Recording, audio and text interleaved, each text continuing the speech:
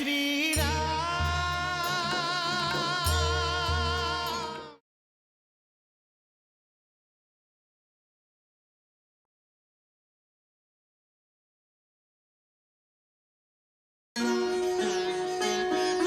जय श्री राम, जय जय श्री राम।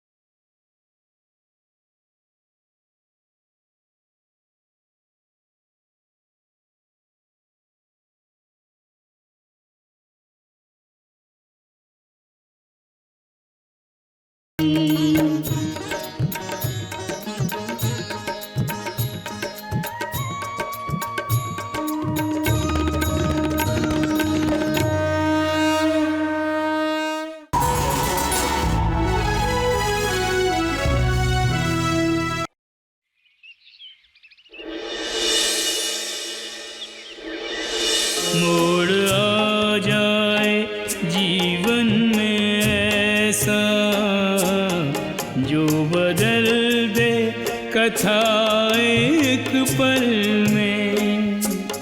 है परिस्थिति में ऐसी विषमता, कोई समता न आज और कल में।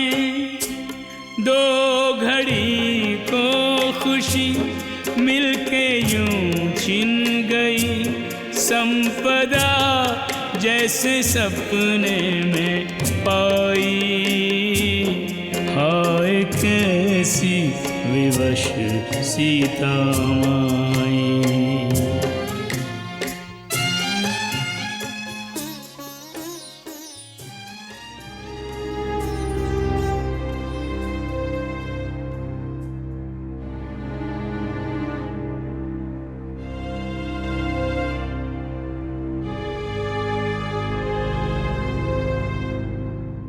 মা,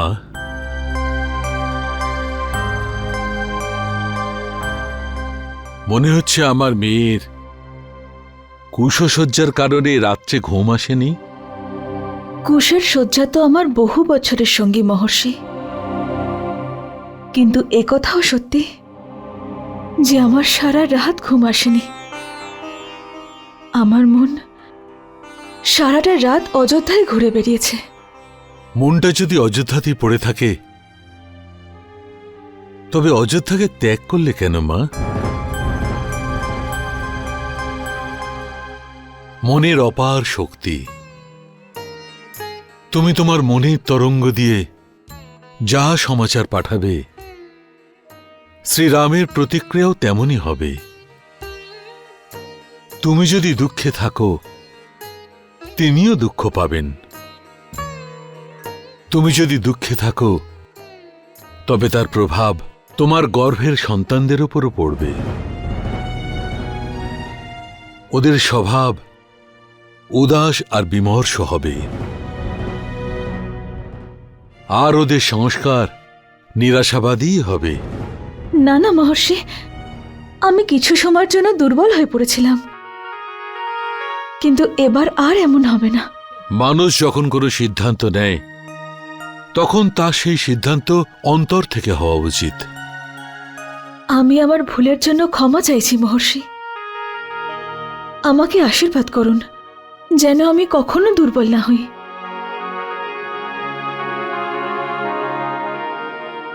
মা ভগবতী তোমাকে শক্তি দিক মা।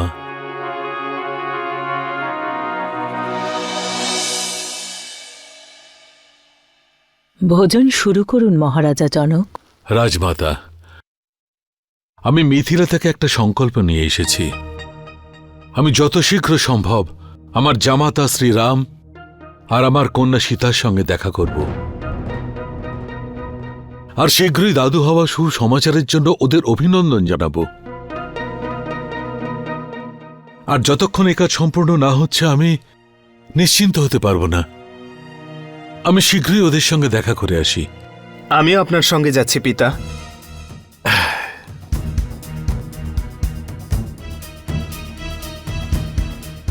পিতা, আমি ভাবছিলাম আপনি যদি কিছুক্ষণ থাকেন তাহলে আমি জ্যেষ্ঠকে আপনার আসার খবর দিতে পারতাম। সংবাদ? বাবা লক্ষণ, আমার কাছে যেমন সীতা আর উর্মিলা তেমন তোমরা সব ভাইরা। পিতা আসার জন্য পুত্রকে সংবাদ? আপনার কথা আমি বুঝতে পারছি, কিন্তু কিন্তু তবু কিচ্ছু না। আমি সীতা আর ওর বোনেদের স্বাদের অনুষ্ঠানে আসতে পারিনি। এখন অভিনন্দন জানাতে চাই। আর বিনা সংবাদে পৌঁছে গিয়ে রাম আর সীতাকে চমকে দিলে খুব আনন্দ পাব। এসো আমার সঙ্গে।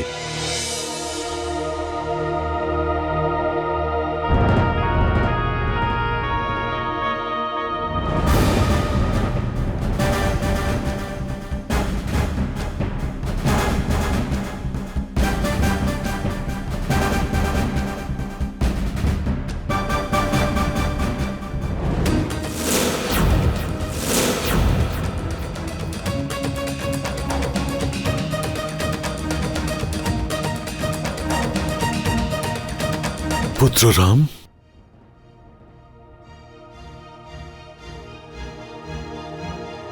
পিতা,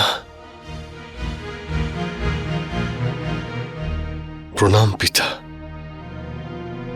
আসুন, আসন গ্রহণ করুন। পুত্র রাম, আমার কন্যা সীতা কোথায়?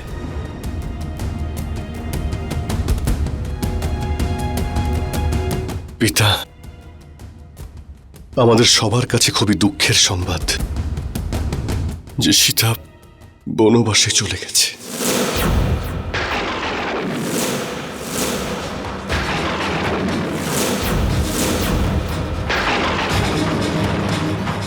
বনবাসে চলে গেছে? তুমি ওকে আটকালে না কেন?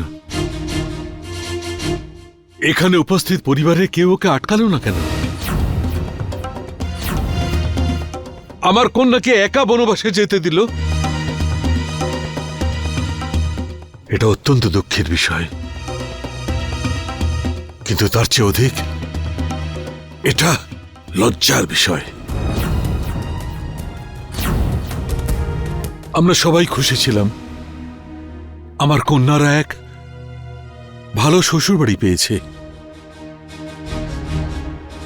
কিন্তু আমরা কি করে জানবো যে আমাদের কন্যা এমন একটা পরিবারে যাচ্ছে যেখানে ওর চিন্তা করবার মতো কেউ নেই? না না পিতা, এমন বিষয় নয়। তেমনটাই ব্যাপার।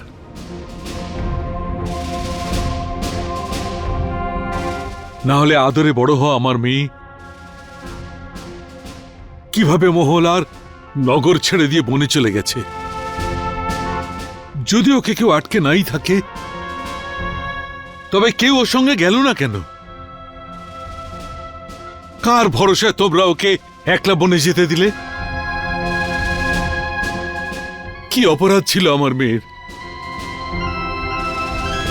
আমরা সবসময় ওকে সুশিক্ষায় দিয়ে এসেছি।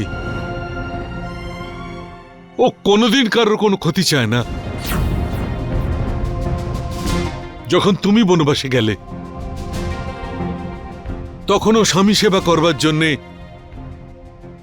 সানন্দেই রাজসুখ ত্যাগ করে বনবাসকে আপন করে নিয়েছে।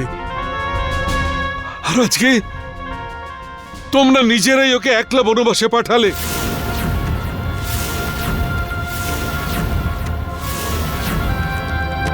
রাম, তুমি তো প্রজাপালক, তোমার মনে প্রজাদের, সমস্ত নাগরিকদের চিন্তা আছে। তবে তুমি তোমার পত্নীর চিন্তা কেন করনি? বিয়ের সময় তুমি আমাকে কথা দিয়েছিলে না যে তুমি আমার কন্যার সকল সুখ সুবিধার খেয়াল রাখবে, ওকে সদা সুখী রাখবে, তুমি তো পুরুষোত্তম রাম। তবে তুমি তোমার কথা কেন রাখলে না? তোমাকে আমার প্রশ্নের উত্তর দিতে হবে রাম। আমি জানতে চাই যে কেন তুমি আমার মেয়ের সঙ্গে আর তোমার পত্নীর সঙ্গে এই রকম ব্যবহার করলে। বলো রাম, বলো।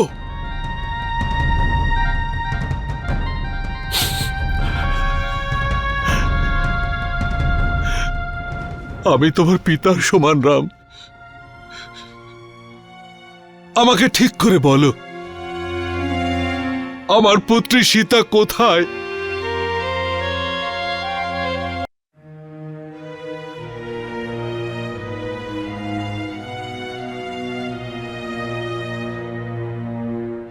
বনুদেবী, একটু বিশ্রাম করে নাও। তোমার শরীরে নতুন অতিথি বড় হচ্ছে, এত পরিশ্রম করলে ওদের ক্ষতি হতে পারে। মাতা, আমি ভালো করে জানি আপনার আমার আর আমার আগত সন্তানের জন্য অনেক চিন্তা, কিন্তু আমি এমন সন্তানের জন্ম দিতে চাই যে কর্মশীল হবে, বলবান হবে আর সংস্কারী হবে। যদি আমি কেবল বিশ্রাম করতে থাকি তাহলে আমার সন্তানও তো সেরকমই হবে, বলুন। বেচারি মহারানী সীতা, কে জানে এই সময় কোথায় আছেন, কত কষ্টের মধ্যে আছেন। আরে ভাই, যাই বলো, মহারাজ কিন্তু অন্যায় করেছেন ওনার সঙ্গে। যে বেচারি স্বামীর সেবা করার জন্য 14 বছর জঙ্গলে গিয়েছিল, তাকেই বাড়ি থেকে বার করে দিল। হ্যাঁ ভাই, যে দেশের রাজা এরকম অবিবেচক, ঈশ্বরই জানেন সেই রাজ্যের কি অবস্থা হবে। তোমাদের মতো অজ্ঞানী কি বুঝবে? আমার প্রভু তো ন্যায়ের সাগর, ওনার দ্বারা তো কখনো অন্যায় হতেই পারে না। বনুদেবী, চলো, সবাই আশ্রমে ফিরে যাচ্ছে।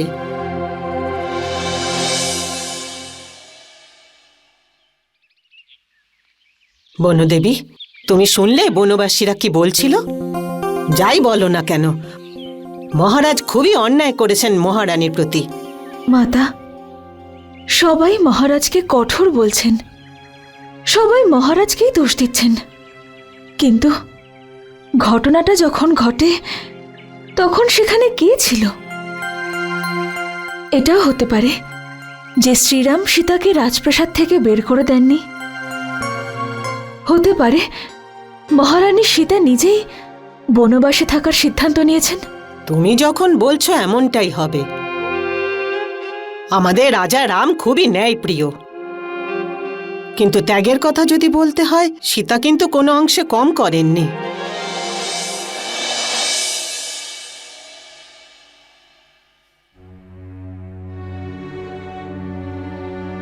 রাম, একজন পিতার মনে তার কন্যার জন্য অনেক স্নেহ থাকে। সেই জন্য এই পিতার হৃদয় তোমাকে কখনো ক্ষমা করবে না।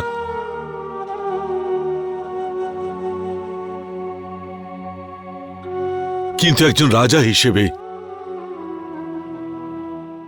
আমি তোমাকে এটাই বলবো যে তুমি যা কিছু করেছ অনুচিত কাজ করেছ। একজন রাজার কাছে সব ধর্মের থেকে বড় রাজধর্ম। তোমার এই সীতাকে ত্যাগ করার আদর্শ এই সংসার একদিন না একদিন অবশ্যই গ্রহণ করবে। জানি না পিতা, এ কেমন রাজধর্ম যে একজন রাজা বাধ্য হয় যে সে তার স্ত্রীকে একা আর অসহায় করে বনে পাঠিয়ে দেয়। রাম,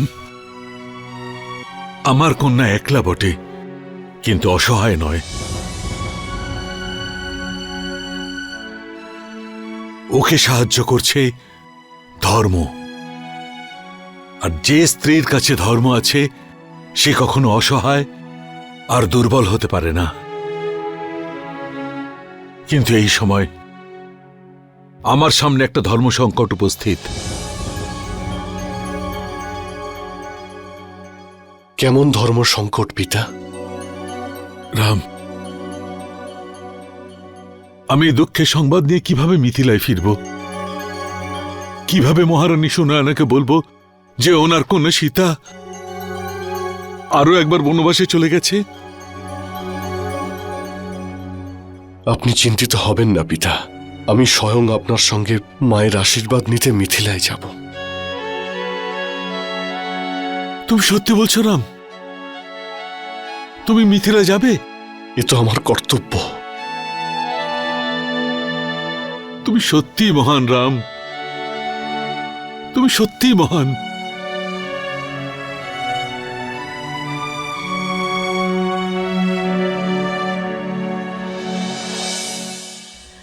মহারানী, মহারানী, মহারানী মা, মহারানী মা, কি হয়েছেটা কি? এত চিৎকার করছো কেন? মহারানী মা, সমাচার এসেছে যে সীতা দিদি অযোধ্যা ত্যাগ করেছেন।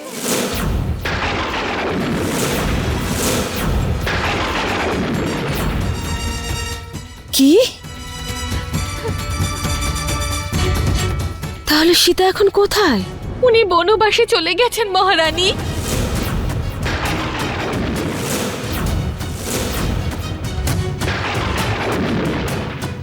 মহারানী মা, মহারানী মা,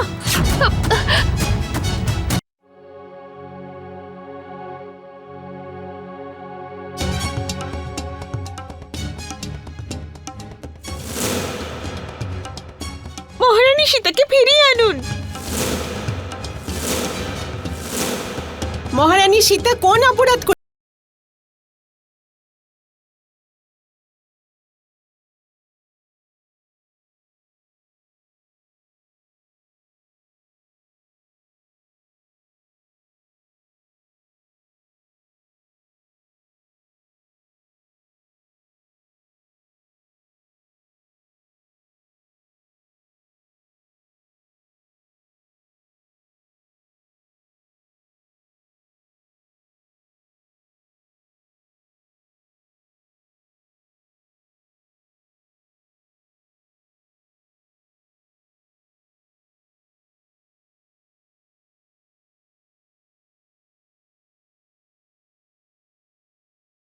সৈনিকরা,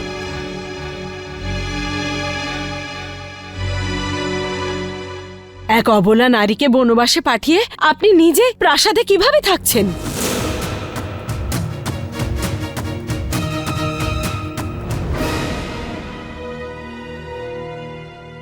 যে মহারানী অযোধ্যা ছেড়ে যাওয়ার জন্য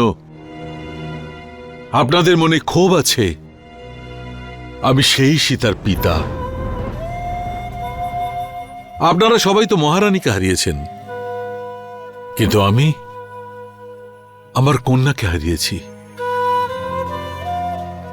কিন্তু তবু আমি এই কথাই বলবো যে আমার জামাতা রাম আর আপনাদের মহারাজ যা কিছু করেছেন তা উচিত কাজ হয়েছে।